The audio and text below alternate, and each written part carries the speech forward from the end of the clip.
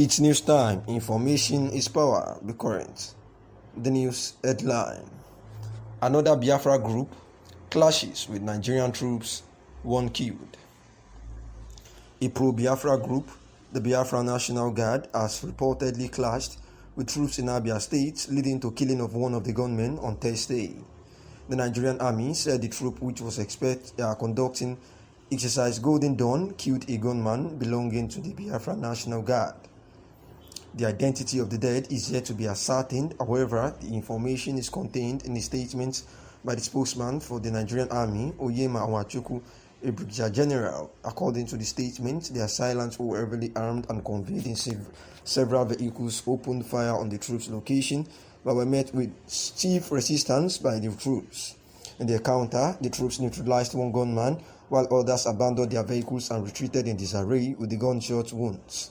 The troops also recovered a pump-action gun, amongst others, while the criminal withdrew, having been overwhelmed and promptly intercepted at Eda by troops of Forward Operating Base Owazura in Ebonyi State. Our correspondents gathered that the group is different from the indigenous people of Biafra, and a source said that they were behind a trending video where some security operatives of the Nigerian Security and Civil Defense were killed in Anambra State.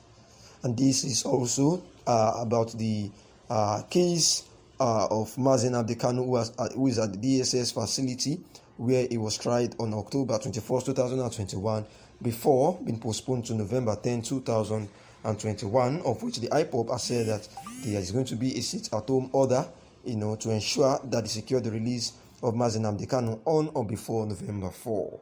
Binta Inyako, the trial judge, which was the case which was adjourned till November 10 after October 24, 2021, where 7 fresh charges were set against Mazen Abdekanu, of which he actually pleaded guilty. Justice Inyako subsequently revoked his bail for ditching his trial and ordered his trial to be separated from the rest of the co-defendants. While the trial of the rest of the defendants had made some progress, Kanu has been stalled since 2017. On June 29, 2021, the Attorney General of the Federation, Abubakar Malami, announced that Kanu had been rearrested and brought back to Nigeria to continue facing his trial. He said that the IPOB leader was intercepted and did not give details before it was later discovered that Mazen Abdekanu was actually extradited from Kenya back to Nigeria, of which the Kenyan government has also denied being involved in such an extraordinary rendition, which is actually against the international law whenever you want to do anything related to such, and to humiliate the IPOB leader. Although we quite understand the pains and adverse effects of this opinion on our people, however, we are compelled to achieve a better purpose in the collective interest of all Biafrans. We have taken time to analyze what transpired on October 21st, 2021, which was the day that Mazen Abdekanu was tried before it was adjourned to November 10, 2021. Therefore, when our leader was arraigned in court and discovered the federal government is not sincere and only wants to humiliate him and continue to keep him perpetually in DSS custody so that he can rot there. The statement continued. We saw how lawyers, journalists, families and supporters of Nnamdi Kanu were denied access into the court premises by security agents who kept them outside under the scorching heat of the sun. What a humiliation and wickedness. We cannot accept that anymore. We can never allow our leader, Onyedu Mazen Abdekanu, to be tried secretly, and we can never allow him to be tried under Sharia law. Under any disguise, Nigeria must follow international laws in handling our leader. Mazi Nnamdi Kanu is in DSS dungeon today because of his passion for Biafra independence, and we must sacrifice all we can to ensure that he regains his freedom. He has sacrificed so much for us, so we must all be prepared to sacrifice little for him. unless the federal government releases him unconditionally. On or before November 4th, we shall sacrifice 1 week for him as a warning protest to convey to our oppressors that Nnamdi Kanu represents over 70 million Biafrans. He is innocent of all the charges preferred against him. As long as he is in detention, our individual businesses do not matter so much because he is suffering for us all and we cannot abandon him.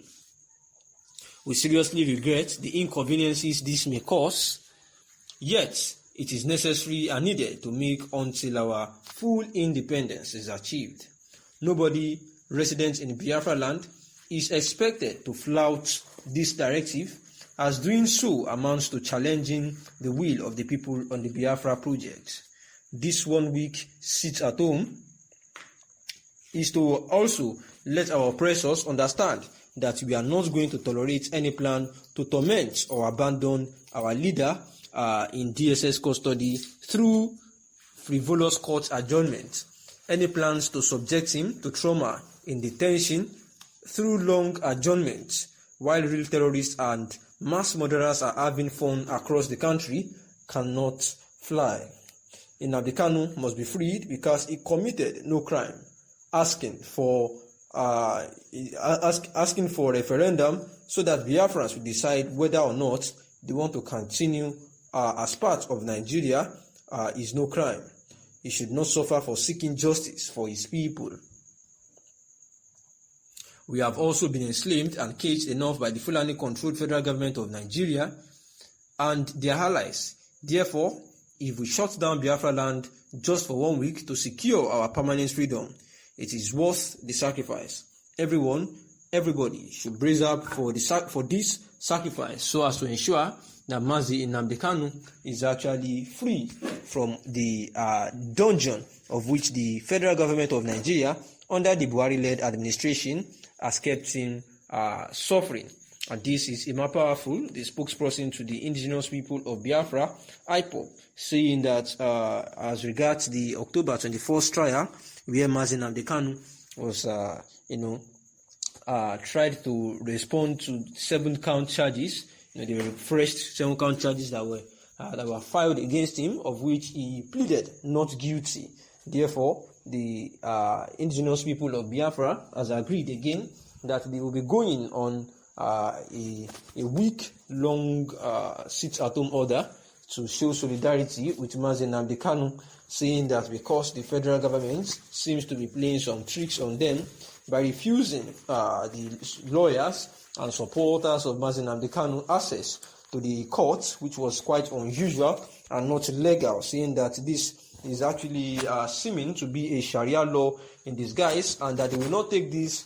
Therefore, they will be going on a week-long, sit-at-home order as a warning protest to the federal government of Nigeria that nothing must happen to Mazi Nnamdi Kanu, and therefore he should be released unconditionally on or before November 4th. And except that happens, that they will be going on a sit-at-home order, and all Biafrans should understand that this sacrifice is needed to secure Mazi Nnamdi Kanu, who has sacrificed a whole lot for them, and therefore from November 5th to 10th, there will be a sit-at-home order across all Biafra lands except Sunday, which was meant for worshipping God. Thanks for listening.